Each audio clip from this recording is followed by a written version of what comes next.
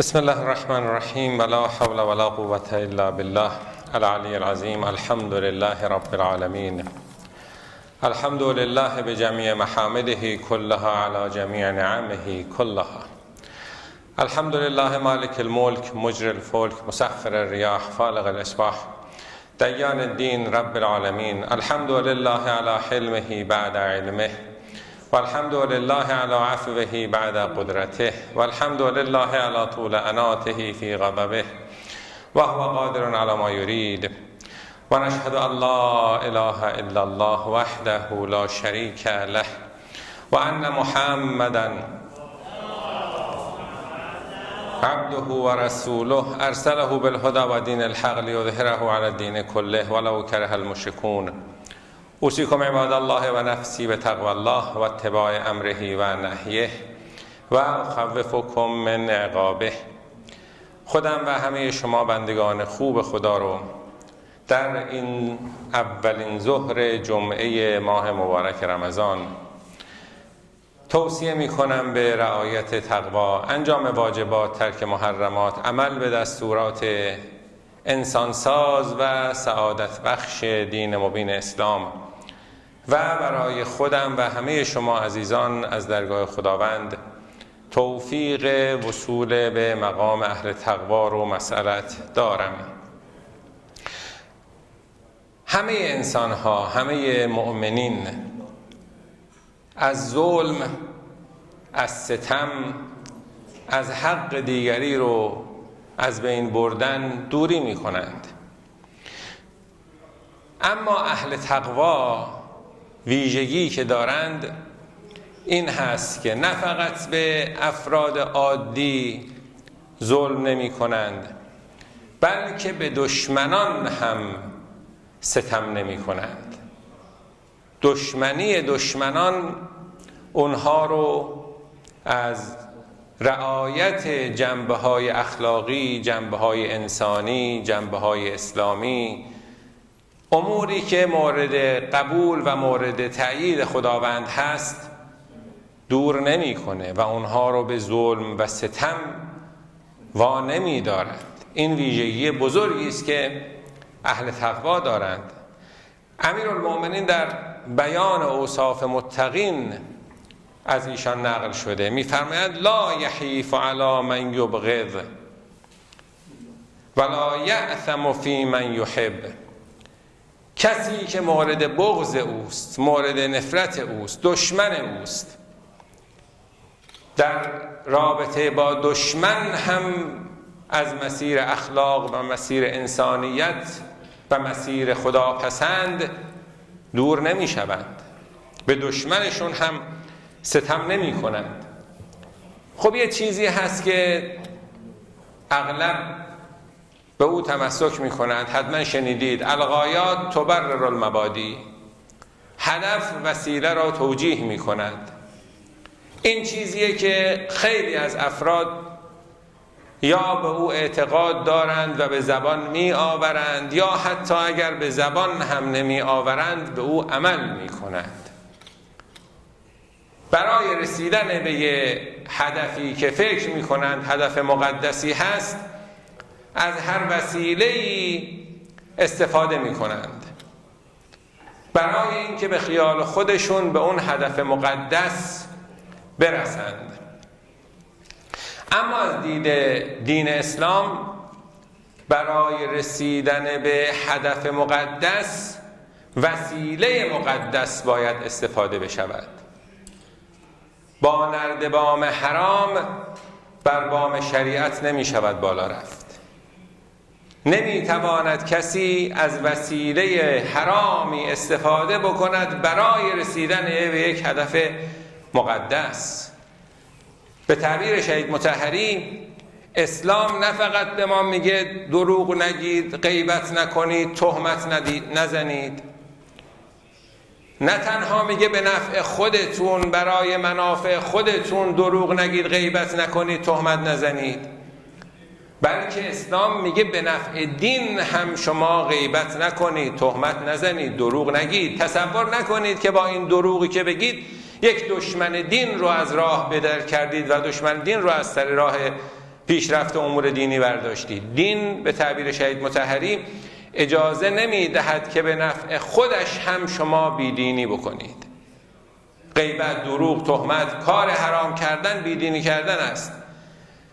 به نفع دین بیدینی کردن هم مجاز نیست و این معیار اهل تقواست و این صفت اهل تقواست که در دشمنی هم رعایت جنبه‌های دینی رو میکنند. غلبه بر دشمن از هر طریقی بر اونها جایز نیست. از امیرالمومنین علیه السلام نقل شده که میفرمایند ان افضل الناس عند الله، برترین مردم در پیشگاه خداوند چه کسیه؟ من کان العمل بالحق احب الیه و ان نقصه و کرثه من الباطل و ان جر الیه فائدة مزاده. برترین فرد، افضل مردم در پیشگاه خداوند کسی است که عمل به حق ولو به ضرر او باشه، برای او محبوب تر است از عمل به باطل ولو به نفع او باشه.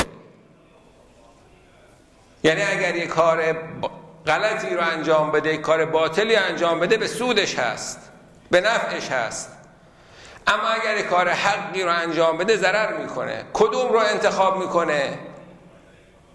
طبق این روایت امیرالمومنین میفرمایند که اون کسی که اون کار حق رو انتخاب کنه ولو متضرر میشه، این رو خدا به عنوان بهترین فرد میپذیره و قبول میکنه.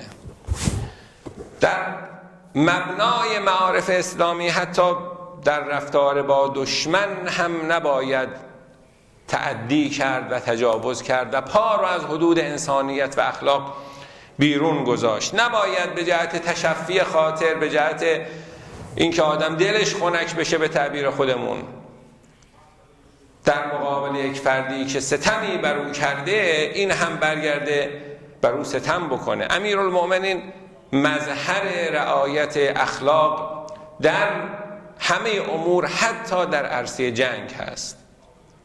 ما یک بحثی داریم به عنوان حقوق بشر، یک بحثی داریم حقوق بشر دوستانه. حقوق بشر دوستانه مربوط به زمان جنگه، یعنی دو طرفی که با هم جنگ دارند باید یک سری حقوقی رو نسبت به طرف مقابل رعایت بکنند. تعبیری که میکنند در حقوق بین الملل به عنوان حقوق بشر دوستانه، یعنی حقوق بشری که در زمان جنگ طرفین جنگ باید او را رعایت بکنند. امیرالمومنین مظهر اخلاق در زمان جنگ است. اون شعر معروف رو که همتون شنیدید، از علی آموز اخلاص عمل، شیر حق را دان مطهر از دغل، در غزا بر پهلوانی دست یافت، زود شمشیری برآورد و شتافت، بر دشمن غلبه کرد. حالا میگن همون جدال در جنگ خندق هست بین امیرالمؤمنین و عمرو بن عبدود. وقتی که بر زمین افتاده بود و علی بالای سرش رسیده بود، در لحظه ای که علی سر او رو میخواست از بدن جدا بکنه و او رو به قتل برسونه، او خدو انداخت بر روی علی، به صورت امیرالمؤمنین تف کرد، آب دهان انداخت. او خدو انداخت بر روی علی، افتخار هر نبی و هر ولی. او خدو زد بر رخی که روی ماه، سجده آرد پیش او در سجدگاه. امیرالمومنین چه کار کرد؟ در زمان انداخت شمشیران علی، کرد او اندر غزاش کاهلی. امیرالمومنین شمشیر رو انداخت اون لحظه که آماده این بود که او رو به قتل برسونه. چون او آب دهان به صورت علی انداخت، علی شمشیر رو گذاشت کنار، در اون لحظه او رو نکشت. او در زمان انداخت شمشیران علی، کرد او اندر غزاش کاهلی. گشت حیران آن مبارزین، عمل ورد نمودن عفو و رحمت بی محل. خود این شک کرد این چه کاری بود که علی کرد. گفت بر من تیغ تیز افراشتی، از چه افکندی مرا بگذاشتی. تو که در آماده کشتن من بودی، چی شد که حالا دیگه دست برداشتی از کشتن من؟ علی چه جوابی میده؟ گفت من تیغ از پی حق میزنم، بنده حقم نه مأمور تنم، شیر حقم نیستم شیر هوا، فعل من بر دین من باشد گواه. تا به حال من در معرض از بین بردن تو بودم برای پیروز کردن دین، اما الان با این آب دهانی که تو به صورت من انداختی یه مقدارم من عصبانیت خودم داره اینجا دخالت میکنه. این اهانت تو خون من رو به جوش آورده، غیر خدا داره وارد این کار میشه و من علی اهل این نیستم که برای غیر خدا کاری رو انجام بدم. در اوج جنگ این سلطه و تسلط رو بر خودش امیرالمؤمنین داره که نگذار کار غیر اخلاقی و کار غیر انسانی و کار غیر الهی از او سر بزنه. شما همتون میدونید خوارج رو. خوارج گروهی بودن که در حکومت امیرالمؤمنین خروج بر اون حضرت کردند، شمشیر بر روی حضرت کشیدند، نهایتا هم امیرالمؤمنین به دست خوارج کشته شد. در همون زمان که خوارج در جامعه زندگی می‌کردند و دشمن علی بودند، در مسجد با علی بحث می‌کردند و اهانت می‌کردند و دشمنی می‌کردند، توطئه می‌کردند، عده‌ای از مشاوران امیرالمؤمنین به ایشون گفتند خب شما حق بیت المال رو از اینها قطع بکن. اینا پول از بیت المال میگیرن، زندگیشون میچرخه، بر علیه شما هم توطئه میکنن، میان تو مسجد به شما اهانت میکنن. اقلن حقوق بیت المالشون رو قطع بکن، پول از دولت بهشون نده. اقلن از امیرالمؤمنین چه چیزی نقل شده؟ حضرت میفرمایند طبق این نقل اتأمرونی ان اطلب النصر بالجور فی من ولیت علیه. شما من مشورت میگید من با ستم کردن بر کسانی که شهروند من هستند و تحت حکومت من هستند پیروزی به دست بیارم؟ والله لا اتور بهی ما ثمر سمیر و ما ام نجم فی السماء نجما. من تا آسمان آسمانی میکند، تا ستاره‌ای در آسمان میدرخشد، تا دنیا دنیاست، چنین کاری را نخواهم کرد که با ستم کردن بر زیر دستان دین رو تقویت بکنم. لو کان المال لی لسویت بینهم فکیف و ان المال مال الله. اگر این مال شخص خودم بود و میخواستم تقسیم کنم، بر همه به نحو مساوی و با عدالت تقسیم میکردم. حالا بیت المال که مال الله، مال شخص منم نیست. چطور شما میگید من بیت المال رو به عده‌ای ندم و اونها رو محروم بکنم؟ این کار از امیرالمؤمنین بر نمیاد. این صفت اهل تقواست. در دشمنی کردن هم، با دشمنان مواجه شدن هم، پا رو از خط انسانیت و اخلاق و تقوا و دین بیرون نمیگذارند. لا یحیف علی من یبغض ولا یأثم فی من یحب. کسی هم اگر بهش علاقه دارند، این علاقه باعث نمیشه اونها به گناه بیفتند. چون فلان شخص مورد محبت من هست، به خاطر او حقی رو ناحق بکنم، به خاطر خوش آمد او قدم خلافی بردارم، به خاطر دلخوشی او ظلمی بر کسی بکنم. این کار از اهل تقوا بر نمیاد. معیار محبت و دوستی برای اهل تقوا دین و دینداری و اخلاق و انسانیت هست. باز امیرالمؤمنین علیه السلام در نهج البلاغه ازشون نقل شده، میفرماید والله لو اعطیت الاقالیم السبعه بما تحت افلاکها. اگر همه هفت آسمان رو به من میدادند، در مقابل چی؟ حالا ان اعصی الله فی نملة اسلبها جلب شعیرة.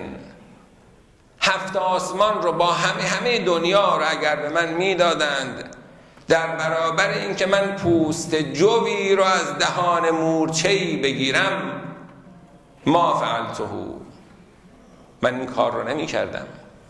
حتی به یک مورچه‌ای که داره باری رو با خودش میبره، پوست جوی رو با خودش میبره، اگر همه دنیا رو به من بدهند که اون پوست جو رو از دهان آن مورچه بگیر، در این حد ظلم و ستم کردن رو هم امیرالمؤمنین بر نمیتابد و نمیپذیرد. و این است شیوه اهل تقوا و این است آنچه که خداوند میپسندد و از ما می طلبد که اگر شیعه علی هستیم، اگر پیرو دین پیامبر اسلام هستیم، اگر مسلمان هستیم، اگر دل در گرو دین مبین اسلام داریم، این چنین عمل بکنیم و چنین حق رو و رضایت خداوند رو و اخلاق رو و انسانیت رو و عدالت رو محور فعالیت هامون قرار بدیم. امیدواریم خداوند به همه ما توفیق این چنین عمل کردن رو عنایت بفرماید.